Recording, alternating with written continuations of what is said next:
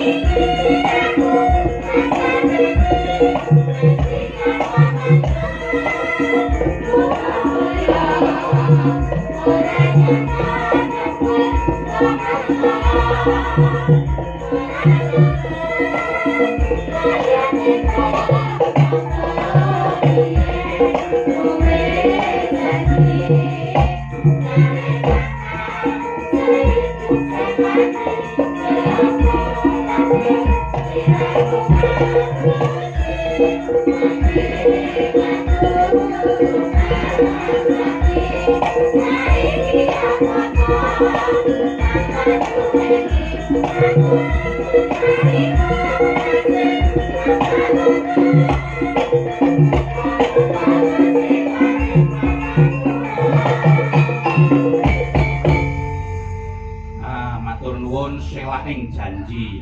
Wah, lumayan alhamdulillah. Iki Mas Bayu Aji ngaso sawetara mergo tenggorokane pinaringan serak.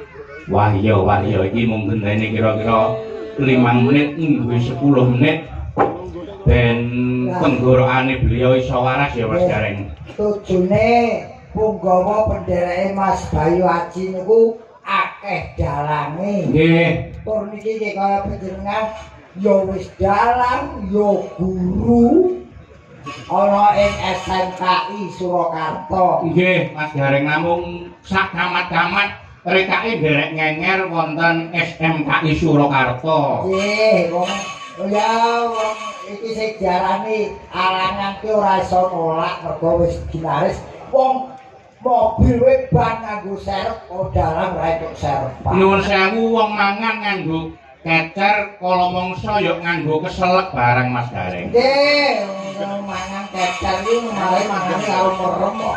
Mboten putra ngoten, mboten putra ngoten. Tetep napa-napa disyukuri. Nggih, syukur. Sebab sapa sing gelem syukur bakal ditambah nikmate nanging kosok baline sapa sing kukur marang nikmate Gusti, moko siksane Gusti banget nggone lara. Nggih, bener lah. Iki berbicara masalah keperluan dalu iki tasakuran apa to tegese tasakuran. Nah, mohon dijelaskan Mas Gareng. Sampeyan sing guru sampeyan mau jelaske kula. Niki tulungane kula nyuwun tulung cocok apa ora karo pelajaran sing ning sekolah. Ngono. Niki otak jatuh. Nggih. Tasakuran empat suku kata tasakuran. Ta. Tandanya orang yang beriman tebal. Orang yang beriman tebal, jangankan kok diberi rezeki, diberi musibah pun tetap bersyukur karena percaya bahwa Tuhan mencoba umatnya tidak akan melebihi kapasitas umat. Lain syakartum na azidanakum balakin kafartum inna adzabila sadid. Nah, nopo niku? Sekali merdeka, mboten ngaten. Tegese nggih pun matur ing ngarep sapa sing gelem syukur moko ditambah nikmate, nanging kosok baline sapa sing kukur marang nikmate Gusti, moko siksane Gusti banget nggone lara utawa perih. Tur titiane gampang, Mas. Orang yang beriman tebal, yang beriman tipis. Nggih. Yang pun tebal itu pun kalau terjemahke wong apapun yang diterima selalu disyukuri. Nek wong sing imane tipis itu titiane gampang. Pripun? Wong sing imane tipis yen kanggone wong lanang semakin kaya semakin nakal. Kanggone wong wedok sing imane tipis semakin nakal semakin kaya. Nah, itu niku Mas Are. Wau werdine tasakuran. Syarate kudu dingerteni wong akeh, syukuranmu kudu dingerteni wong akeh ora entuk delikan. Nggih. Kurang afdol kalau tidak dibarengi tirakatan seperti malam hari ini. Nggih. Yang terakhir anugerah dari Tuhan yang tetap harus kita nanti-nantikan. Luar biasa. Werdine tasakuran. Ini loro keperluan tasakuran kan halal bihalal. Apa to tegese halal bihalal? Nah, niki cocok apa ora karo pelajaran nggolku mulang ning sekolahan mara coba dengan werdekne padha apa ora karo oleh kumulang ning SMKI Surakarta. Lho. Kari rumangsane ora iso kalimate dawane wae. Halal bihalal itu Halal bihalal. Itu hanya ada di Indonesia. Karena ini sebuah budaya yang ada di Indonesia, tapi sekarang sudah ditiru oleh negara-negara lainnya. Lalu segeralah kamu meminta maaf kepada orang yang kamu kenal. Bila ada yang meminta kepadamu, harus segera kamu maafkan. Lalu yang terakhir, lalui Idul Fitri tanpa saling memaafkan akan terasa rugi. Luar biasa untuk Mas Gareng. Mas Gareng, panjenengan nalika napa jenenge wulan Riyadin kala wingi napa nggih buka terus maringi lari-alit ngoten niku Mas. Si jenenge sedekah. Napa malah njaluki nggone putrane?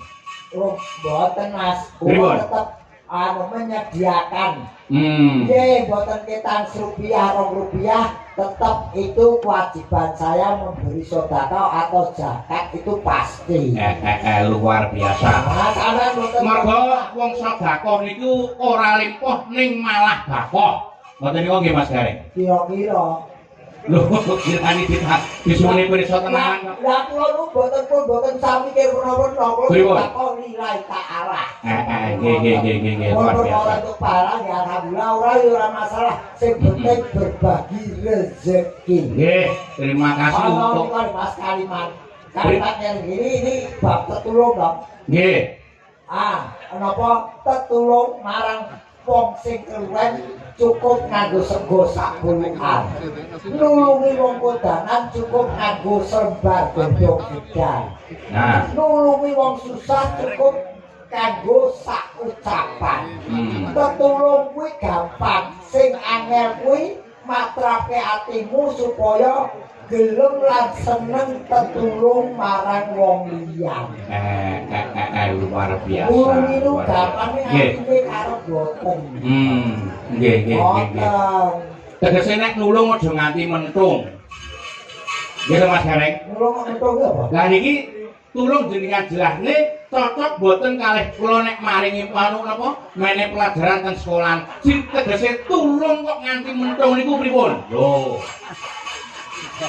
Itu dikerake. Pripun? Iki dalam penuh dengan tanda tanya. Kok iso tanda tanya? Kebawa takon wae. Wong sekali dhewe to.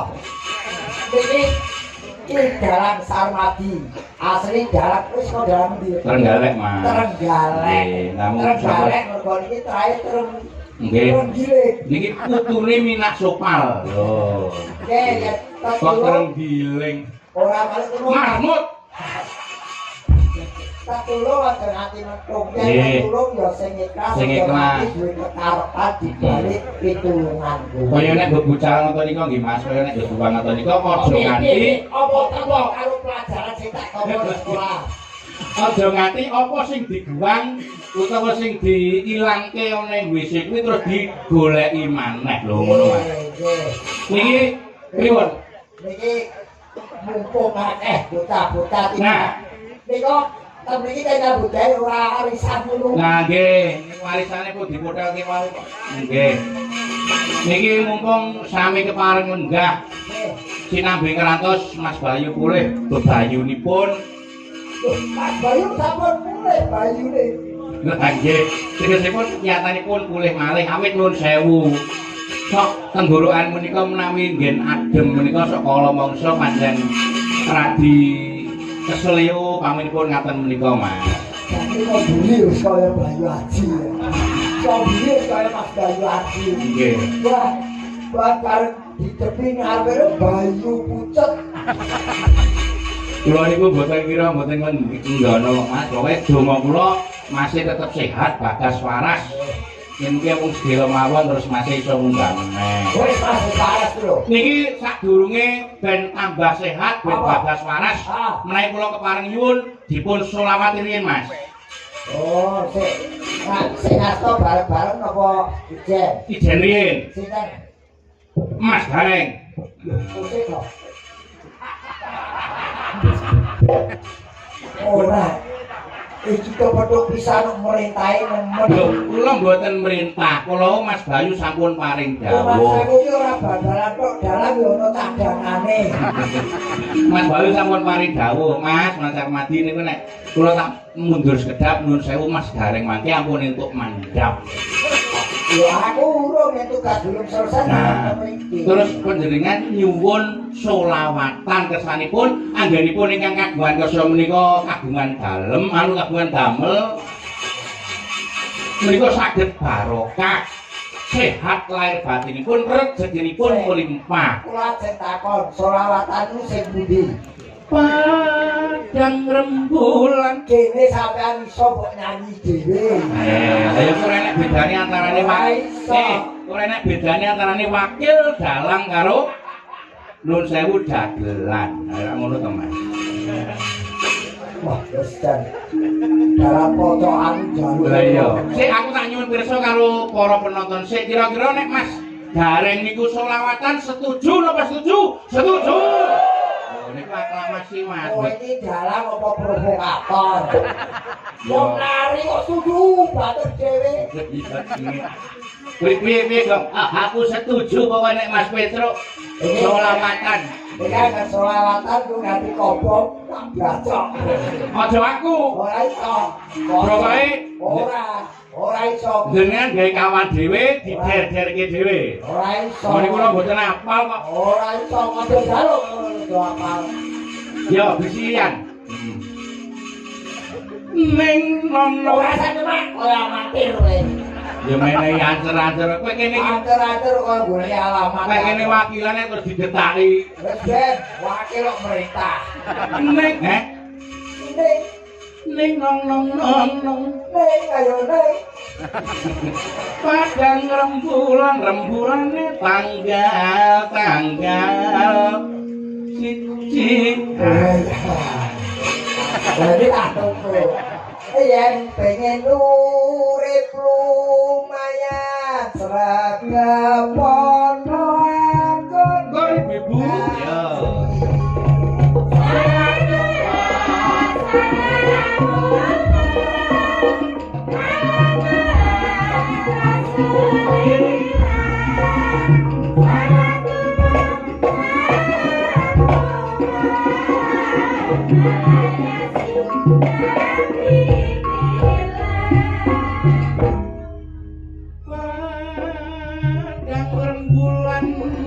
rembulan tanggal loro yen pengen urip lumayan seragam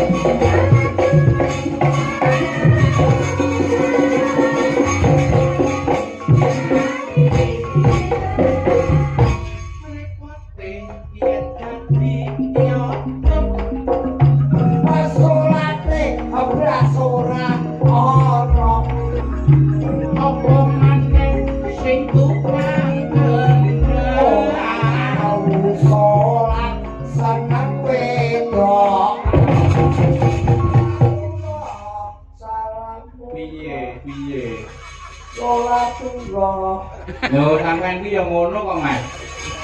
Apa? Tukang kendangi aja disia-sia, jangan disia-sia. Lah tukang kendang iki kok seneng karo ngrenteni wedokan iki piye wong nyatane iya lho. Kali ini jalannya pro saya. Ya ora ngono kok. Ya ora, ya jenenge wong nyambut gawe iki kalau mangsane ya ana lupute, ana kepresete. Nggih. Kowe kudu kowe sing pinter benerke. Repote dadi yoga pamane. Ah, niki ceritane pun rampung Mas Gareng. Niki yoga niku genep salate wis genep 5 apa wae tukang. Iki tukunen. Apa? Repote ya dadi yoga. Salat wis genep ping 5. Iya. Apa meneh sing tukang ngendang Geleme salat saben dina bar madang. Lho, ngono kuwi. hubungane apa? Monggo lagu-lagu. Kowe diguyu karo sing mbok ganti. Sapa?